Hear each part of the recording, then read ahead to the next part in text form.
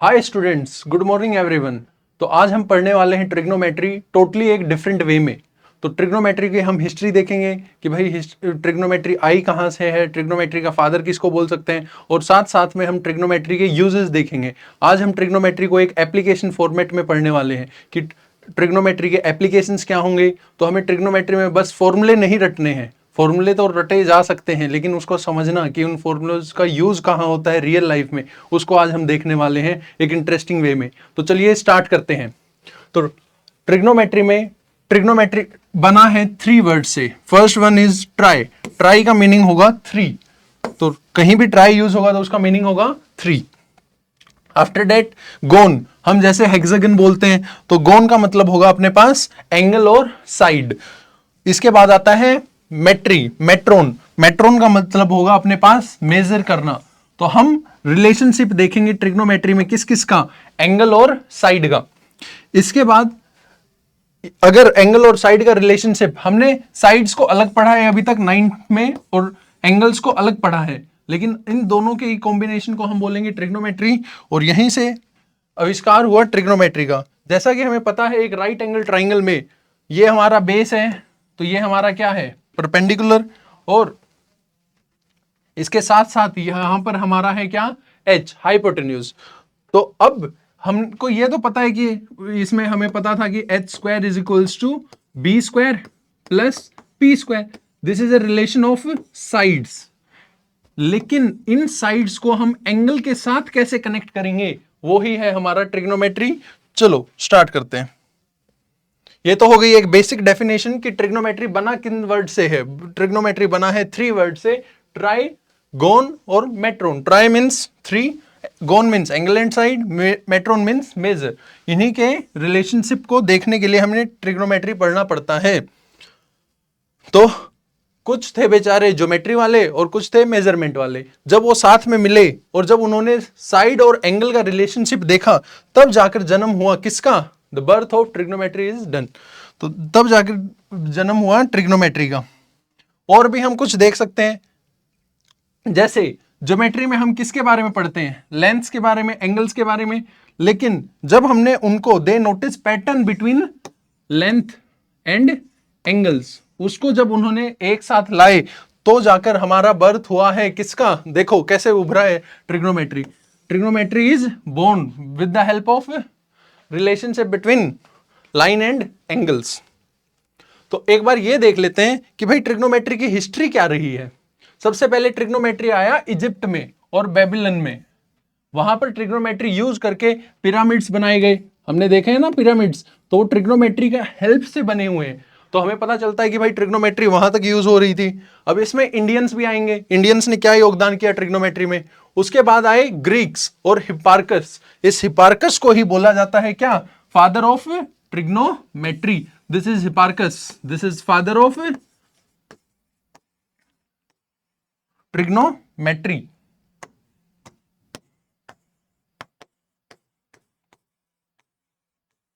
Hipparcos को क्या बोलेंगे हम, फादर ऑफ ट्रिग्नोमेट्री। उसके बाद आते हैं अपने पास कौन, हमारे इंडियंस।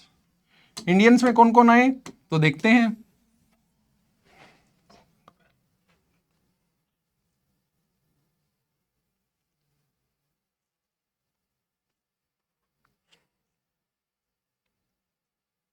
इंडियंस में आए अपने पास आर्यभट्ट, जिन्होंने साइन फंक्शन की खोज की। साइन फंक्शन को डिस्कवर किया किसने, आर्यभट्ट ने।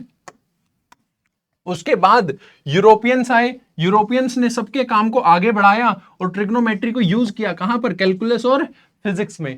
एक बार हम ये देखते हैं कि ट्रिग्नोमेट्री यूज कहां हो रही है डेली लाइफ में। हम ट्रिग्नोमेट्री के बारे में इतना पढ़ा, तो ट्रिग्नोमेट्री के डेली लाइफ यूजेस क्या हैं।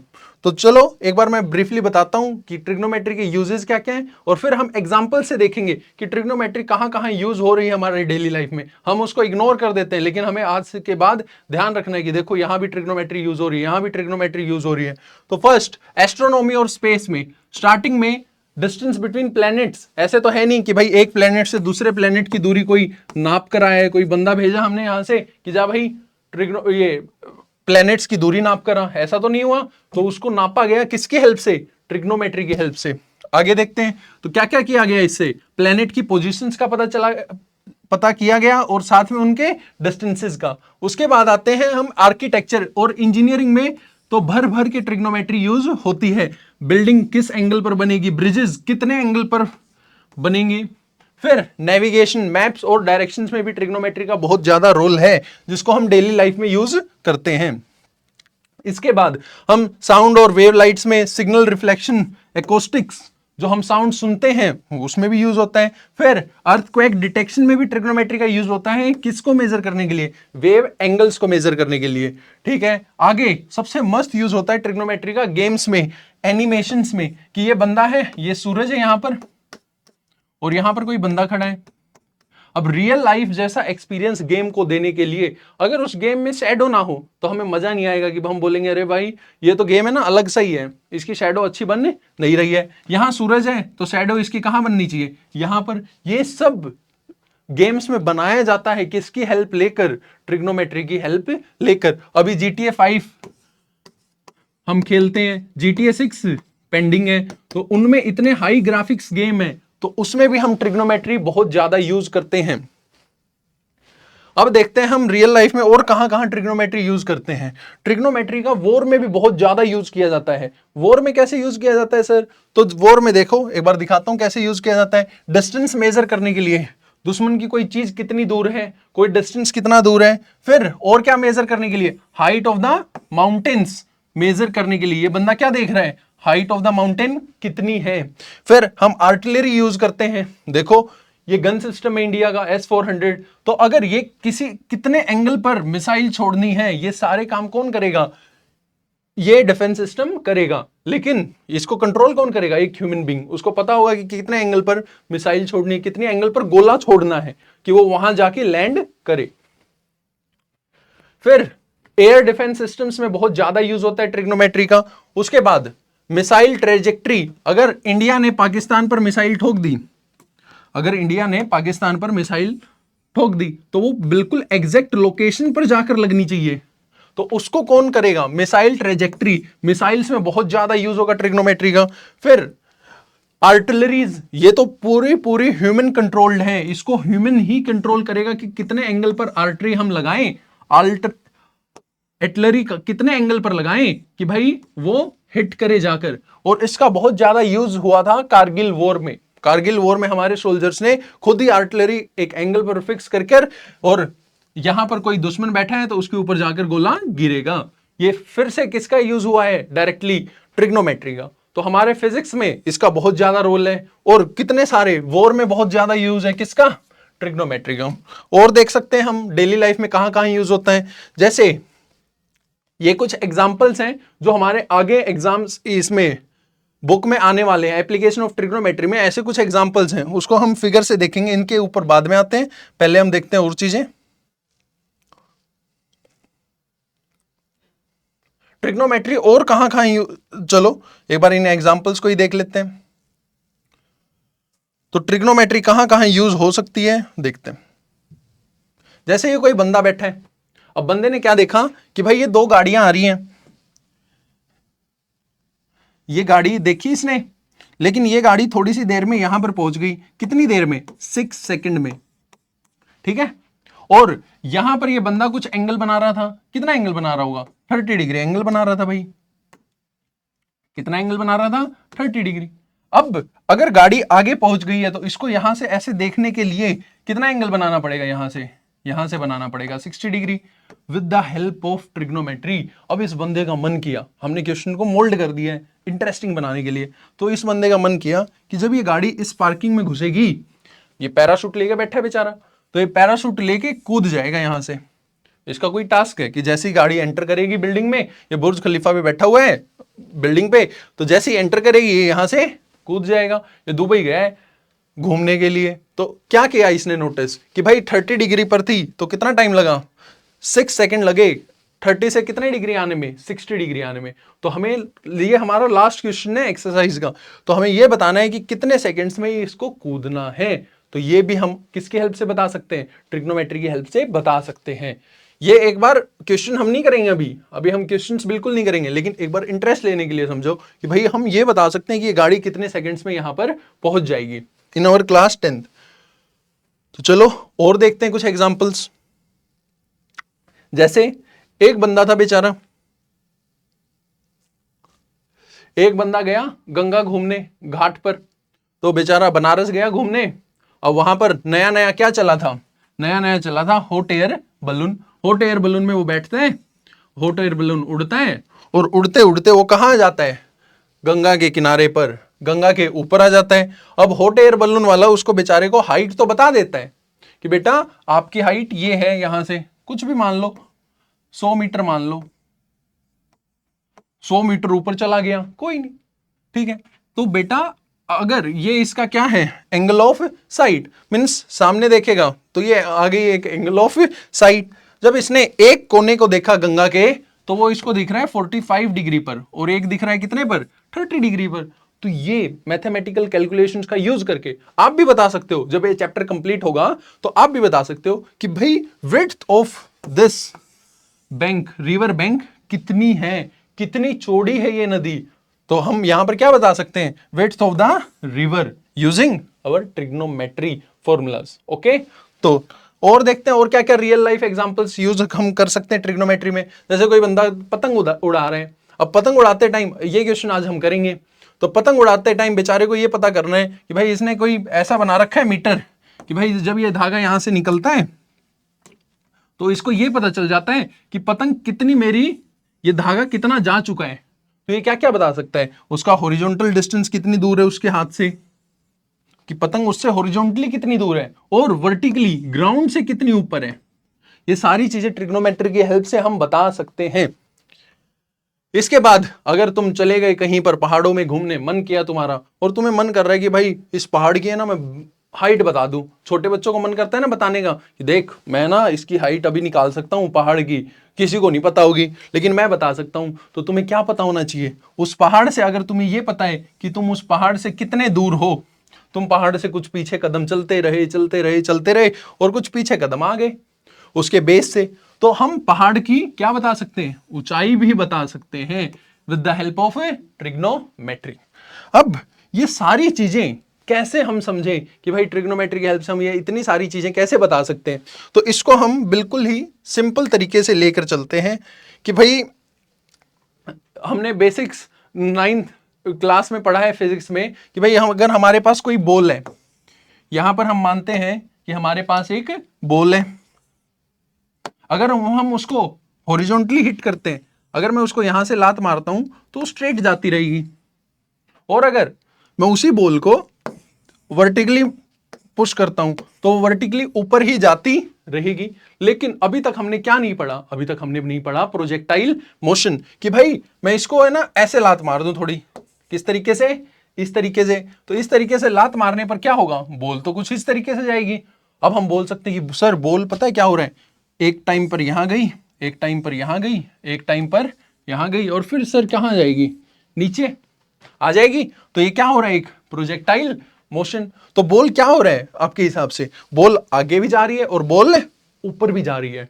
जैसे हम कभी ये अपना इसरो जब रॉकेट छोड़ता है तो देखा करो वो दो चीजें बताता है, हॉरिजॉन्टल स्पीड और वर्टिकल स्पीड, छोटी छोटी चीजें उनकी जो स्क्रीन्स दिखती हैं उनमें देखा करो कि भाई ये क्या क्या दिखा रहे हैं, इसका मीनिंग क्या क्या होगा। तो देखते हैं कि अगर ये बॉल कुछ इस तरीके से प्रोजेक्टाइल में जा रही है तो भाई इसके पास क्या क्या हो गए, इसके पास दो मोशंस होंगे, तभी तो ये ऊपर भी जा रही है और नीचे भी जा रही है। तो इसके पास दो मोशंस होंगे कि हॉरिजॉन्टली भी आगे बढ़ रही है और वर्टिकली भी आगे बढ़ रही है, और हमें ये एक डायरेक्शन पता चल गया कि कितने डायरेक्शन से ये आगे जा रही है। इसी को हम यूज करेंगे 11th 12th में। 11th में बहुत ज्यादा यूज होगा ये, लेकिन हमें 10th में नहीं पढ़ाया जाता, तो ये हम आज एप्लीकेशन के तौर पर देख लेते हैं कि भाई इसको कैसे समझें। तो आज के बाद अगर हमारे पास कुछ भी है ऐसी चीजें तो हमें उसको कुछ इस तरीके से समझना है। तो चलो देखते हैं एक बार।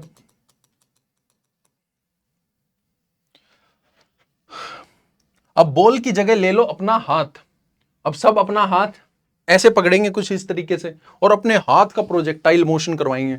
अब कहां ठोक दें आगे हाथ, कहां दे सकते हैं, तो हमने कुछ हाथ ऐसे पकड़ा जैसे इस बंदे ने पकड़ के रखा है, तो अब मेरा हाथ कुछ ऐसा है, अब अगर ये आगे जा रहा है, अगर ये आगे जा रहा है तो भाई इसका हॉरिजॉन्टल मोशन भी हो रहा है और इसका क्या हो रहा है, वर्टिकल मोशन भी हो रहा है। अगर हम उनको दोनों को देखना चाहें तो कैसे देख सकते हैं, हमें बस दो कंपोनेंट्स यूज करने कि अगर हमें इस हाथ को हॉरिजॉन्टली उतारना है तो हमें क्या करना है, देखो अगर हाथ की हमें क्या निकालनी है कि भाई इसकी हॉरिजॉन्टल स्पीड क्या होगी या हॉरिजॉन्टल फोर्स कितना लग रहा है, तो हम बता सकते हैं कि भाई हॉरिजॉन्टल के लिए हमें कुछ नहीं करना।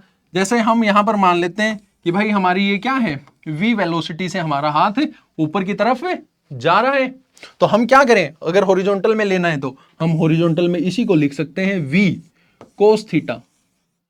अभी आपको ये नहीं ध्यान देना cos थीटा क्या है, नहीं, बस अगर हमें हॉरिजॉन्टली उतारना है और एंगल कहां पर, ये थीटा क्या था, तो थीटा एज वी नो ये एंगल बना रहा है बेस के साथ, तो ये एंगल बना रहा है किसके साथ, बेस के साथ, तो ये हो गया थीटा। अगर हमें v ऐसे कुछ नीचे उतार दे तो ये क्या हो जाएगा, v cos थीटा।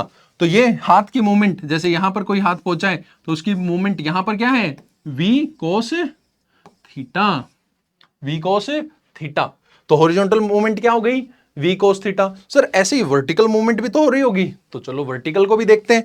अगर हम इसी हाथ को, तो सबको ये खुद करना है, अगर इसी हाथ को हम वर्टिकली मूवमेंट इसकी देखना चाहें तो इसकी वर्टिकली मूवमेंट क्या हो रही होगी, ये ऊपर की तरफ जा रहा होगा ऐसे, तो ऊपर की तरफ जब जा रहा होगा तो इसको हम बोल सकते हैं v sin थीटा। तो यहां से हमें दो चीजें पता चली, कि क्या पता चली कि हमारा कोस थीटा जो है वो क्या है, एक तरीके से जो हमारा कोस थीटा है वो है हॉरिजॉन्टल कंपोनेंट, और जो हमारा साइन थीटा है वो है वर्टिकल कंपोनेंट। तो साइन थीटा कोस थीटा थोड़ा सा समझ में आया, तो क्या आया कि भाई इस तरीके से किया तो कोस थीटा, कुछ इस तरीके से किया तो क्या आ गया, साइन थीटा। अब इसको कहीं भी, ये तो v यूज किया है, यहां पर हाइट भी हो सकती है, यहां पर डिफरेंट डिफरेंट चीजें हो सकती है। जैसे मैंने बताया था कि हम एक क्वेश्चन देखेंगे, क्वेश्चन था कौन सा, ये वाला। क्या था क्वेश्चन, कि भाई हमारे पास एक बच्चा पतंग उड़ा रहा है और उस बच्चे को क्या पता है, क्या पता है उस बच्चे को, उस बच्चे को ये पता है कि भाई मैं ना 50 मीटर का तार छोड़ चुका हूं, और साथ में उसको मान लो क्या पता है, साथ में उसको साथ में ये पता है कि भाई मैं कितने एंगल से छोड़ चुका हूं।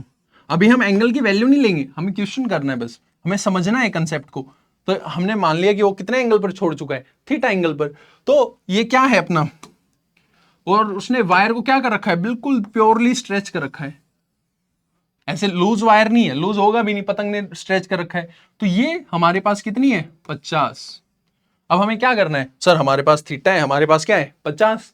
ये कोई ट्रिक नहीं है, इसको समझने का तरीका कि सर इसका हॉरिजॉन्टल, अब सब बच्चे अपना हाथ यहां रखेंगे तो इसका हॉरिजॉन्टल तो सर पता है कहां उतरेगा, यहां। कैसे, कुछ इस तरीके से, क्योंकि थीटा इसके साथ है तो हम इसको क्या बोल सकते हैं, 50 कोस, बोलो क्या बोलेंगे, 50 कोस थीटा।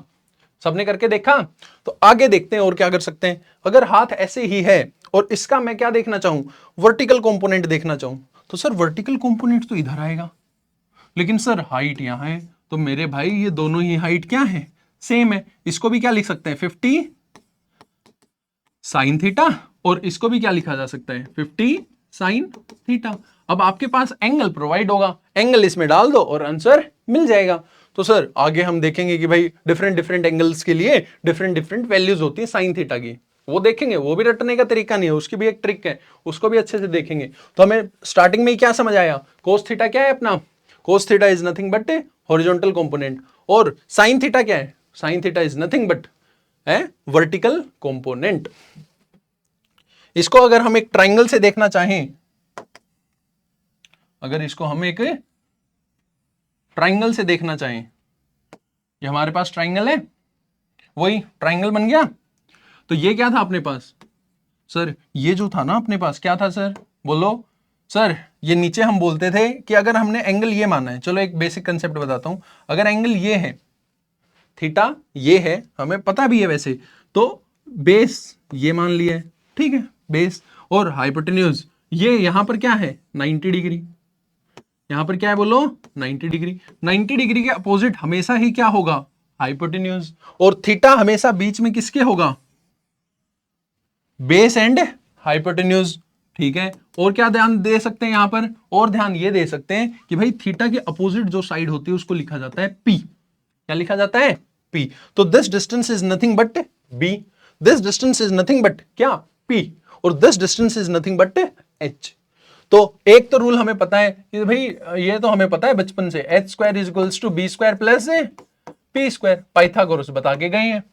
अब इसको और कैसे देखें, इसको फिर से इंटरेस्टिंग बनाते हैं कि सर हमारा ये है h, ये है हमारा हाथ, अगर इसका क्या निकालना है सर, हॉरिजॉन्टल कंपोनेंट, तो मैं इसको नीचे लेटा दूंगा, नीचे लेटाते ही मैं इसको h को किससे मल्टीप्लाई कर दूंगा सर, हॉरिजॉन्टल कंपोनेंट से। अभी बताया था हॉरिजॉन्टल कंपोनेंट क्या है, कोस थीटा, तो h कोस थीटा बन जाएगा, ये क्या बन जाएगा, तो ये रिलेशन आ गया, b is equals to h cos theta. Sir ऐसे ही अगर मैं इसको पीछे की तरफ ले जाऊं तो यहां पर आएगा, तो ये डिस्टेंस और ये डिस्टेंस क्या होंगे, सेम होंगे, तो p को हम क्या बोल सकते हैं सर, h को अगर मैं वर्टिकल कंपोनेंट से मल्टीप्लाई कर दूं तो क्या बन जाएगा सर, मेरा बन जाएगा h साइन, बोलो क्या, थीटा, h साइन थीटा। अब इसको कहां से यूज कर सकते हैं, यहीं पर हम दो फॉर्मूले बना लेंगे।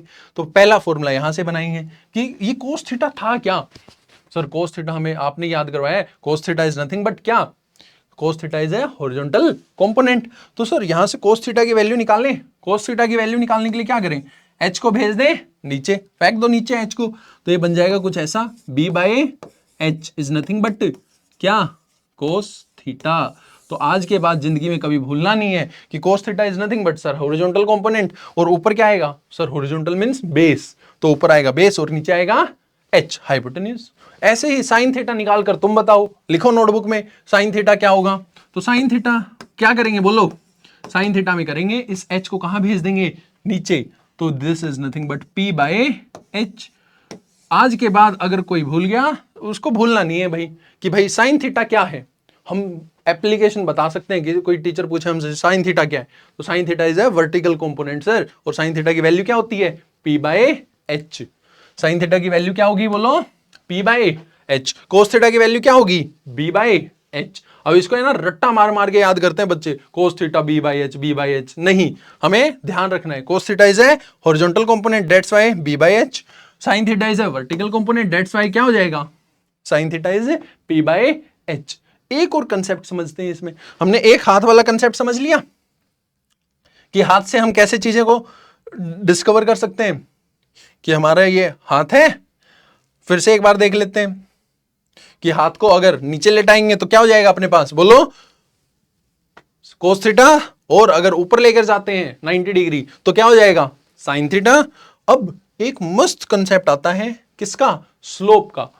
सर हम पहाड़ों में जाते हैं ना तो बोलते हैं अरे यार इस रोड की स्लोप बहुत ज्यादा है, पहाड़ों में कई गाड़ियां तो चढ़ भी नहीं पाती। तो फिर स्लोप का क्या कंसेप्ट है, स्लोप होता क्या है, उसको हम एक, जैसे साइन थीटा कोस थीटा है, इन्हीं का कोई एक भाई है, उसका नाम मैं अभी नहीं बताऊंगा, उसका नाम मैं अभी नहीं बताऊंगा, अभी हम पढ़ेंगे थोड़ा सा स्लोप के बारे में। तो स्लोप इज नथिंग, उसको हम m से भी डिस्कवर कर सकते हैं, slope is nothing but change in y। तो y में जितना चेंज है, चेंज को हम ऐसे लिख सकते हैं, और चेंज इन x, यही हमारा क्या है बोलो, स्लोप। कि भाई y में कितना चेंज हो रहा है with respect to x, x के रिस्पेक्ट में y कितना बड़ा है, वही हमारा क्या होगा, स्लोप होगा। स्लोप क्यों यूज किया जाता है, स्लोप बहुत सारी डिफरेंट डिफरेंट पर्पसेस के लिए यूज किया जाता है। जैसे अगर ये बेचारे को कहां चढ़ाना है, इसको रैंप पे चढ़ाना है, ये बंदा है, इसके रैंप पे चढ़ाना है, तो इस रैंप का कुछ एंगल होना चाहिए ना, अगर एंगल ज्यादा कर दिया तो स्लोप ज्यादा हो जाएगा कि नहीं होगा, होगा, ठीक है। तो एंगल कम होना चाहिए चढ़ने के लिए, ठीक है। ये बेचारे के लिए रैंप डिजाइन ऐसा करना पड़ेगा कि जिसका एंगल कम हो, जिसका स्लोप क्या हो, कम हो, जो कम स्लोपी हो। फिर और कहां कहां यूज होता है, रूफ्स, रूफ्स आपने देखी होंगी, कितना स्लोप हमें रूफ्स में देना है, तो वो भी किस में पार्ट आएगा, इसी में आएगा कि रूफ के अंदर कितना स्लोप देना है। फिर अगर किसी का मूवीज में जैसे हो जाता है ना, हीरो, बहुत सारे लोगों ने देखा है कि हीरो भाई गाड़ी तो नीचे उतार देता है, रियल हीरो तो वो है जो गाड़ी को कहां चढ़ा दे, स्टेयर्स के ऊपर चढ़ा दे। तो कभी कभी हमें देखते हैं कि भाई हम किसी के घर गए, उसके स्टेयर्स में बहुत तंग हो रहे हैं चढ़ने में, क्योंकि पैरों में बहुत ज्यादा जोर पड़ रहा है। तो उसने क्या किया है, बेवकूफ ने, बेवकूफ नहीं बोल सकते किसी को, लेकिन उसने क्या किया है, उसने एंगल ज्यादा रखा है, उसने स्लोप अपने स्टेयर्स का क्या रखा है, ज्यादा, ठीक है। आगे देखते हैं। तो देखो जैसे ये बेस्ट एग्जांपल है स्लोप का, कि भाई हमें स्लोप का पता भी ना चले तो स्लोप कितना होना चाहिए, नॉर्मल ह्यूमन बीइंग के लिए स्लोप कितना होना चाहिए? ये डिस्टेंस अगर 20 है, अगर ये 20 मीटर है तो इसको कितना बनाना पड़ेगा? बस 1 मीटर।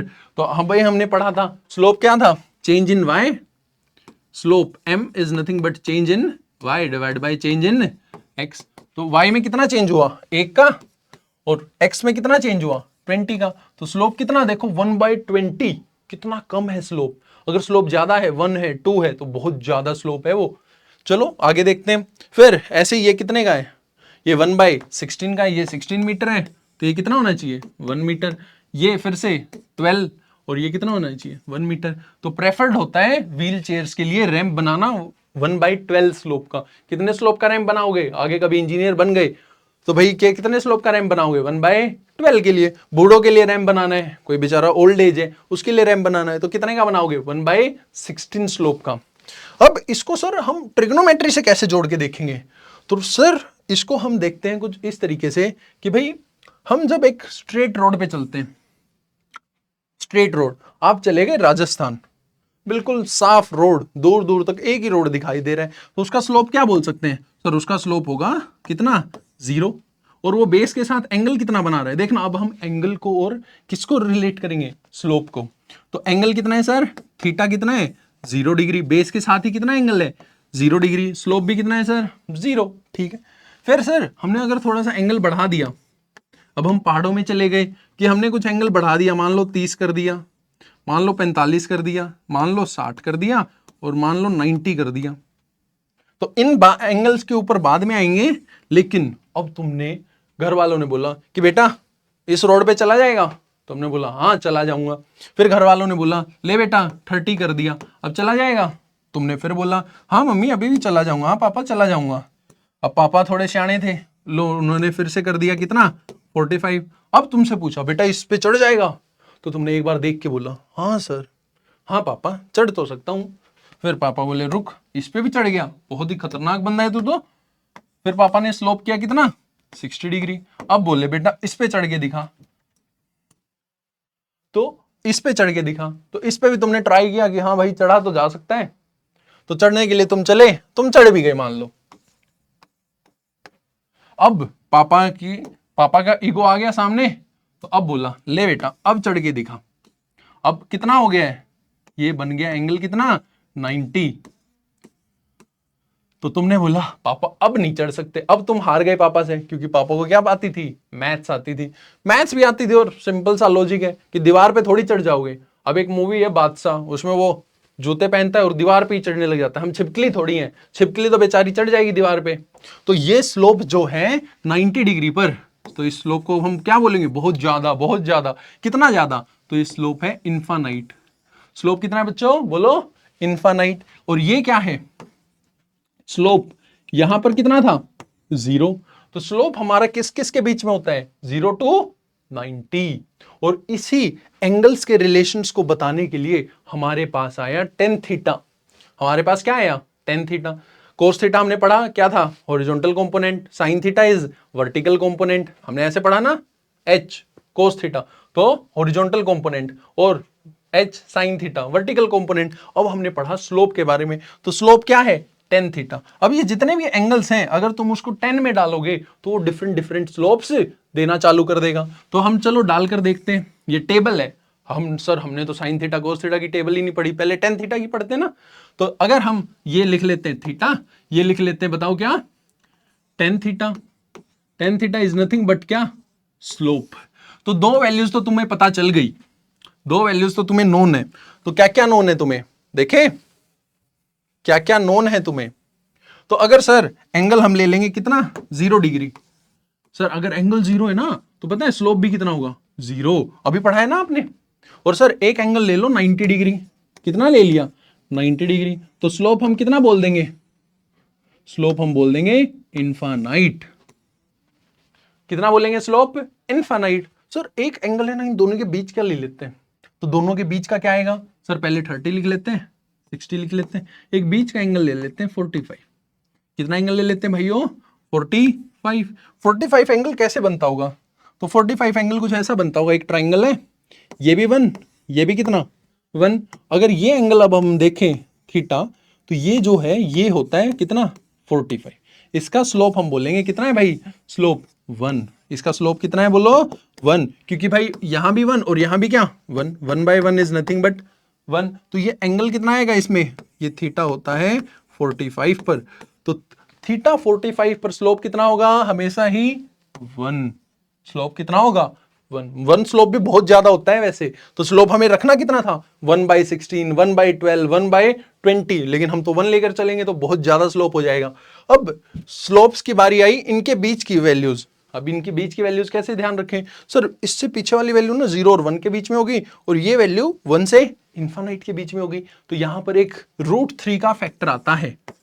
तो 1 को अगर सर 1 से बड़ी वैल्यू है तो 1 को मल्टीप्लाई कर दो √3 से, तो क्या बन जाएगा √3, और 1 से डिवाइड कर दो किसको 1/√3। This is the value of slope. तो डिफरेंट डिफरेंट एंगल्स पर हमें डिफरेंट डिफरेंट वैल्यूज पता चल जाएंगे। कई बच्चे बोलते हैं सर इसके बीच का एंगल होगा तो क्या करेंगे, इसके बीच का एंगल होगा तो हमें कैलकुलेटर बताएगा या फिर टेबल बताएगी, लेकिन इतनी वैल्यूज तो हम याद रख सकते हैं, बिल्कुल याद रख सकते हैं। चलो अब देखते हैं ये स्लोप डेली लाइफ में कहां यूज होता है। डेली लाइफ में जब हम पहाड़ों में, तुम्हारा मन किया कि चलो भाई पहाड़ घूम कर आते हैं, आज तो बहुत दिन हो गए पड़े पड़े, तो पापा को तुमने राजी कर लिया 60 डिग्री पर चढ़कर कि पापा अब तो है ना आपको चलना पड़ेगा। 90 तो मैं नहीं चढ़ पाया लेकिन 60 तो चढ़ पाया था, तो आपको मुझे कहां लेकर चलना पड़ेगा, पहाड़ों पे। पापा ले गए तुम्हें पहाड़ पे, तो तुमने देखा कि जब रोड घूमती है तो यहां से वो थोड़ी सी ऊंची होती है। तो ये भी किसकी हेल्प से बताया गया, फिजिक्स की हेल्प से। यहां से उसको कुछ थोड़ा सा क्या बनाया जाता है, स्लोपी बनाया जाता है। फिर तुमने निकाली अपनी साइकिल उसको फील करने के लिए, साइकिल से तुम चले तो तुम्हें यहां पर एक स्लोप फील हुआ।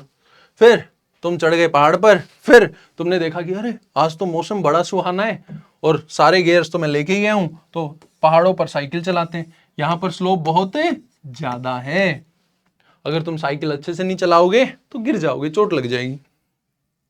चलो अब देखते हैं हम इन सारी चीजों को एक साथ कंबाइन करें। 3 चीजों को आज हमने 3 चीजें पढ़ी, हॉरिजॉन्टल कंपोनेंट, वर्टिकल कंपोनेंट और slope. Slope means tan theta. तो सबसे पहले हमने देखा क्या, हॉरिजॉन्टल कंपोनेंट। तो सर हमने एक बॉल ली थी, बॉल को कुछ ऐसे फेंका था, उसको मान लेते हैं एच को लिया, तो यहां से हमने किया था सर एच क्या कोस थीटा, और यहां क्या किया था sir h sine theta, h sine theta. तो ये दिस इज वर्टिकल कंपोनेंट, तो इसको लिखा था P, और दिस इज हॉरिजॉन्टल कंपोनेंट, तो इसको लिखा था B। यहां से cos थीटा निकल कर क्या आया था अपने पास, यहां से sin थीटा निकल कर क्या आया था, लिखो जल्दी जल्दी, जितना लिखोगे उतना जल्दी समझ आएगा। sin theta is nothing but P/h, cos theta is nothing but बोलो B/h। लास्ट में एक ट्रिक बताऊंगा इनको याद रखने की, बहुत अच्छी ट्रिक है, लेकिन वो ट्रिक तुम्हें यूज करनी नहीं पड़ेगी। फिर हमने सीखा कुछ स्लोप के बारे में, कुछ y होगा कुछ क्या होगा x, तो स्लोप को हमने बोला y/x, change in y change in x, उसी को बोल दिया हमने क्या tan थीटा। तो ये जो y था यही तो हमारा p था, और ये जो x था यही हमारा क्या था p, तो यह था हमारा थीटा। तो यहां से tan थीटा को क्या लिखा जा सकता है, tan theta is nothing but P/B।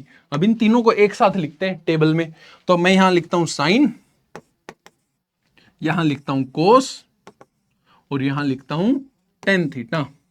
अब ये ट्रिक बचपन से सभी को रटवाई जाती है, बच्चे फिर भी भूल जाते हैं, रटते हैं बस इसको, अभी तक किसी को समझ नहीं आता कि भाई इसका मीनिंग क्या है। तो हमने अभी सीखा sign theta is nothing but क्या बोलो P/h, P और h लिख दिया, कोस थीटा इज B/h लिख दिया, फिर tan थीटा क्या P/B लिख दिया। अब इसको बोलते हैं, 2-3 मेथड्स हैं इसको बोलने के, तो क्या बोल सकते हैं, पंडित बद्री प्रसाद गए थे ना, कहां पर, काशी, तो वहां से सीख कर आए तुम कि पंडित बद्री प्रसाद वो क्या बोले, हर हर भोले, हर हर भोले। तो पंडित बद्री प्रसाद हमारे क्या बोले, हर हर बोले। तो लेकिन हमें तो पता है कि भाई sine is nothing but vertical component, cos is nothing but horizontal component, और tan theta is nothing but slope. तो साइन वर्टिकल कंपोनेंट क्या होगा P/h, horizontal component is B/h, और tan theta is slope, slope is nothing but P/B। अभी इसको एक question लेते हैं छोटा सा, फिर हम एंड करेंगे क्लास को कि सर इसको यूज कैसे करेंगे। जैसा हम एक ट्रिपलेट ले लेते हैं, फेमस ट्रिपलेट अपना, क्या ले ट्रिपलेट बताओ। देखो ये मान लो 3 है, ये मान लो क्या है 4 है, और ये क्या मान लो 5 है। ये मान लिया हमने क्या, थीटा। थीटा यहां माना है तो ये सर अब इसका लिखते हैं, सर थीटा ये है, 90 ये है, सर 90 ये है तो हाइपोटेन्यूज हो गया ये, इसको लिख लो यहां पे h। सबसे मेन रोल आता है b और p का, हाइपोटेन्यूज तो सेम रहेगा। सर h और इसके बीच में थीटा था तो इसको बोल सकते हैं b, और थीटा के अपोजिट में क्या आता है सर p। अब मैंने जितने तुम्हें रेशियोज बताए हैं, sine theta, cos theta, tan theta, उसको लिखकर दिखा सकते हो, बिल्कुल लिख सकते हैं सर। तो लिखना चालू करते हैं, मैं लिखता हूं पहले कोस थीटा, फिर साइन थीटा, और फिर टेन थीटा। अब तुम्हें टेबल याद करने की जरूरत नहीं है, वो पंडित बद्री प्रसाद हर हर बोले उसको याद नहीं रखना है, हमें याद रखना है cos theta is horizontal component. तो हॉरिजॉन्टल मींस सर ऊपर आएगा b, और सर नीचे डाल देते हैं h। सर ऐसे ही sine theta is nothing but vertical component, तो ऊपर आएगा p और नीचे डाल देते हैं h। Tan theta is nothing but क्या, tan theta is a slope, slope is nothing but p by b। तो इसके बाद जो हम वैल्यूज डालेंगे तो कुछ इस तरीके से डालेंगे, देखना। फर्स्ट b, b कहां है भाई, b कितना है अपना 3, तो b is nothing but 3/5, h is 5, p कितना है 4, तो 4/5, एंड दिस इज लास्ट 4/3। तो इसके बाद हम नेक्स्ट लेक्चर में देखेंगे। Thank you.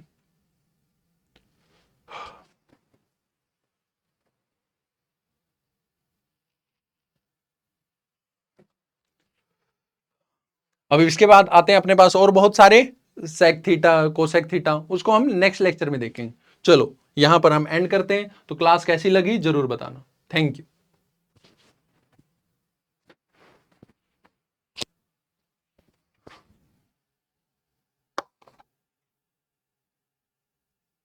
स्टॉप।